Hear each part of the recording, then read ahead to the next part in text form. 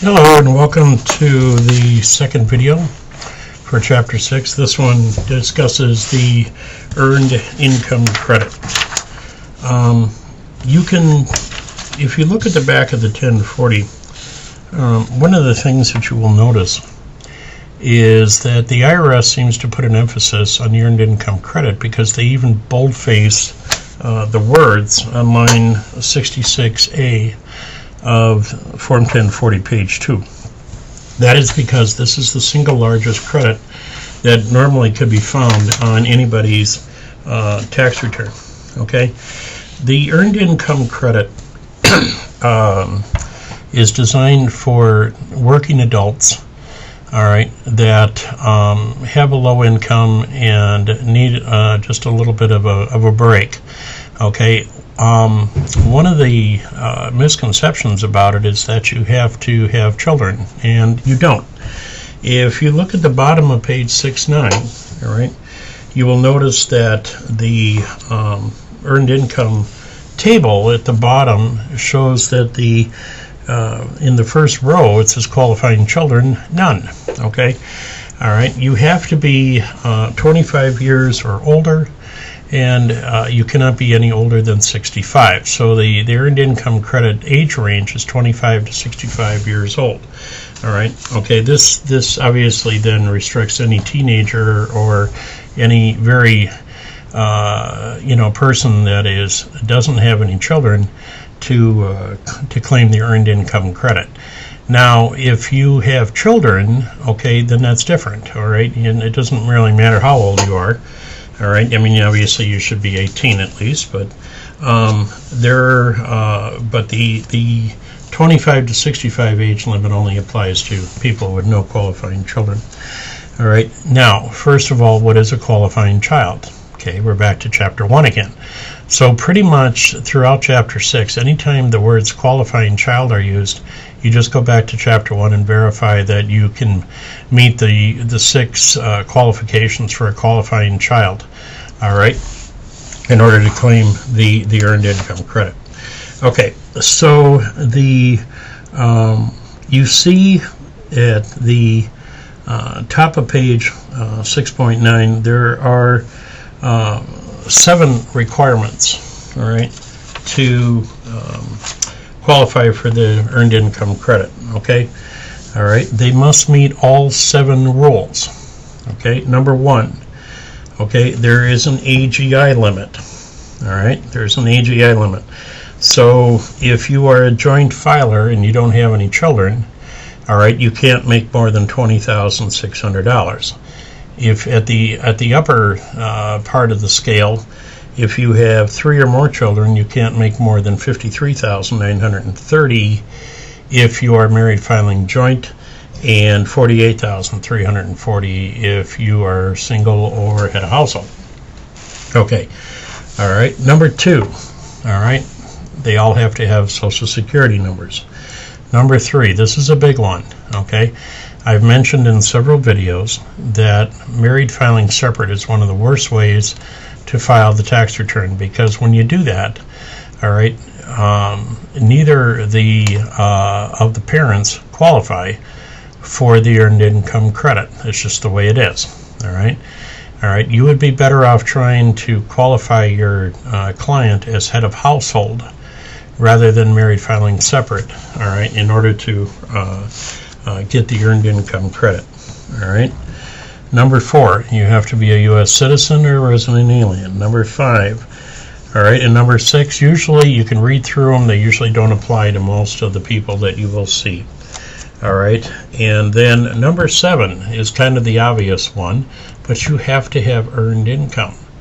All right, so this, if you get a client that comes in and they have, rental income, which is passive income, or they have interest and dividend income, which is known as portfolio income, and that's all they have, all right, or they have Social Security benefits, all right, none of those qualify for the Earned Income Credit. All right, generally they would have to have an amount on line 7, which is the W-2, all right, or they would have to have Schedule C income, or they would have to have income from either an S corporation or a partnership. Now, that doesn't mean they have to have wage income from the corporation or the partnership. They just have to have pass-through income from either the S corporation or the partnership. That is considered to be earned income for the earned income credit. Okay, alrighty. So the rules for having a taxpayer with no qualifying child are on page 610. The rules with a qualifying child are on page 611. All right.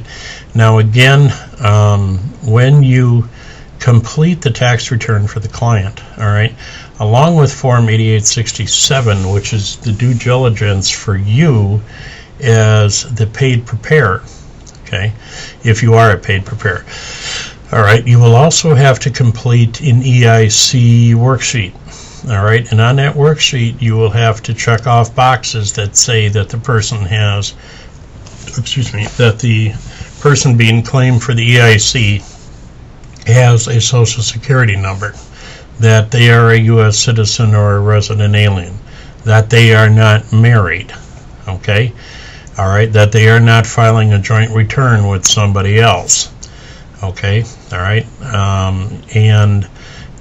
if you do get a client, ask them these questions. I usually joke around with mine. I mean, they'll have like a 3-year-old child on their return. I'll look the parents straight in the eye and go, "Child's unmarried, right?" And they laugh.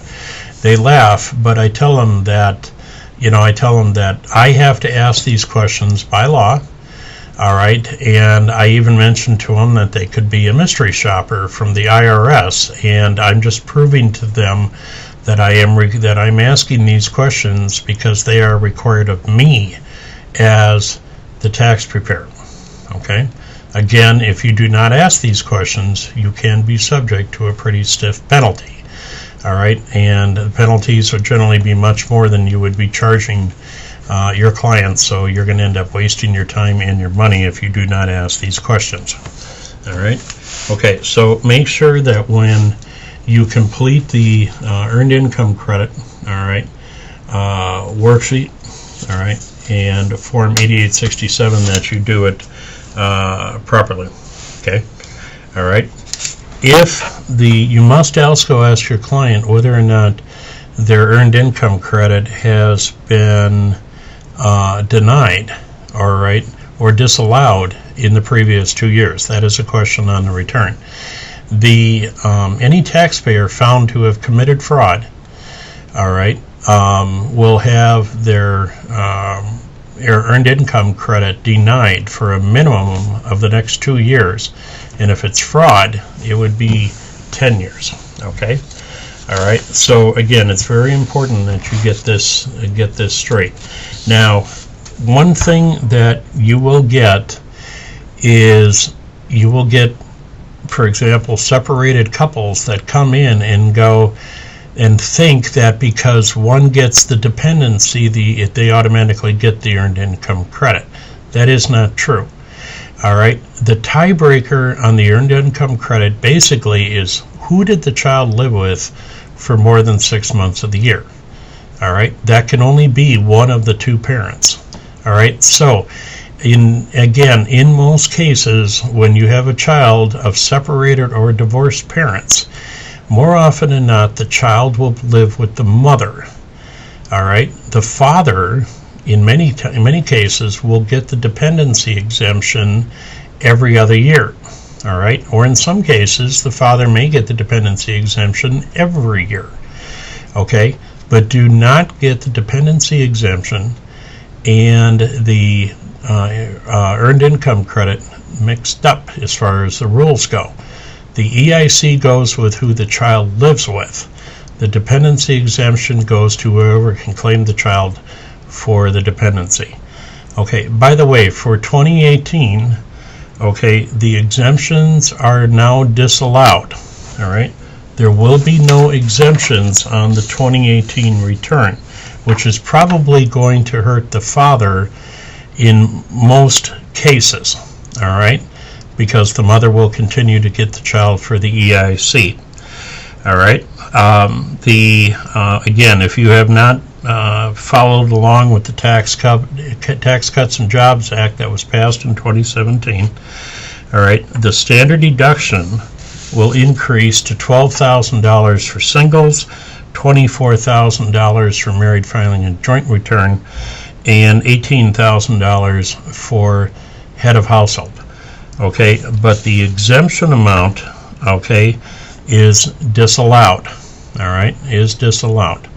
So the question about who gets the dependency exemption is now a moot point, because that is not allowed anymore. Okay, that's the end of this recording for the Earned Income Credit.